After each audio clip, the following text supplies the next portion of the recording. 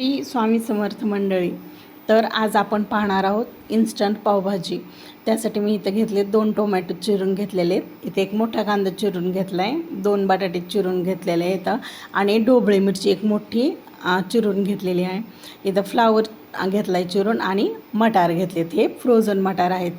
आता इथं गॅसवर कुकर मांडून घेतला आहे. त्याच्यामध्ये मी तेल घातलं आहे. तेल आपल्याला फोडणीला हवं आहे तेवढंच घालायचं आहे. आणि नंतर त्याच्यामध्ये काय केलं, एक बटर क्यूब घातला आहे.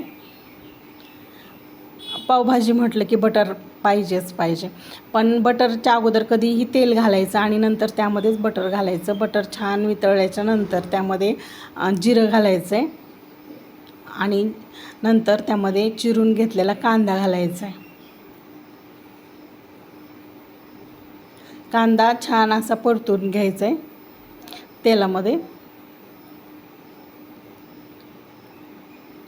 आणि हा कांदा परतत असतानाच त्यामध्ये आलं लसूण घालायचं आहे. मी इथं आलं लसूण छान खलबत्त्यामध्ये ठेचून घेतलेलं होतं. आलं लसणाची पेस्ट घातली मी आता कांद्यामध्ये. नंतर तेही छान परतून घ्यायचं आहे कांद्यात आणि तेलामध्ये. आणि नंतर त्याच्यामध्ये काय करायचं, आता इथं टोमॅटो घालायचं आहे आणि टोमॅटोही छान कांद्याबरोबर तेलामध्ये परतून घ्यायचं आहे.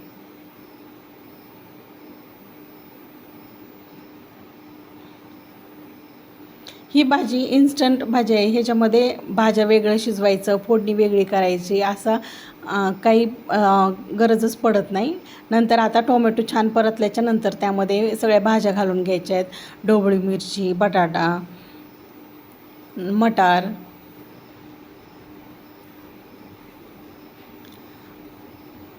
आणि नंतर फ्लावर घालायचं आहे.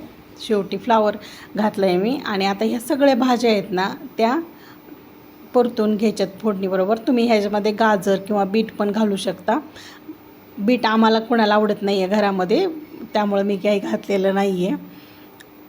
आता इथं मी काय केलं, त्याच्यामध्ये पावडर मसाले घालायला घेतलेत. त्यामध्ये धना पावडर, हळद पावडर, लाल तिखट, पावभाजी मसाला आणि गरम मसाला असे मसाले घेतलेले आहेत. आता हे मसाले बी काय करायचं, त्या भाज्यांबरोबर कुकरमध्ये घालून घ्यायचे आहेत आणि मस्त असे परतून घ्यायचे आहेत. भाज्याबरोबरच पूर्ण मिक्स करून घ्यायचे आहेत भाज्या आणि मसाले एकत्र.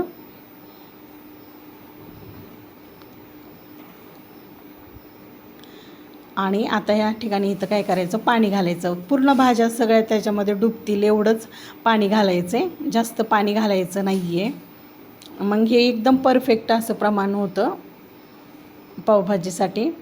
तुम्हाला हवं तर या ठिकाणी तुम्ही थोडंसं बेसनपीठ 2 चमचे असं बेसनपीठही भाजून घालू शकता. मी काही घातलेलं नाही आहे. नंतर इथं मी मीठ घातले आणि मीठ पूर्ण मिक्स करून घेतले भाज्यांमध्ये. आता आपण इथं कुकरचं झाकण लावून इथं 4 शिट्ट्या करून घेणार आहोत, म्हणजे भाज्या छान अशा गाळ अशा शिजतील. आणि आता इथं कुकरच्या 4 शिट्ट्या झालेल्या आहेत. आता पाहू शकता तुम्ही किती छान रंग आलेला आहे आपल्या पावभाजीला. आता इथं जरी ही पावभाजी थोडीशी पातळ दिसत असली ना, तरी ही मॅश केल्याच्या नंतर एकदम आपल्याला हवी तशी सरभरीत मस्त अशी होते. आता आपण मॅशरच्या साह्याने हे पूर्ण भाज्या आपण मॅश करून घेणार आहोत.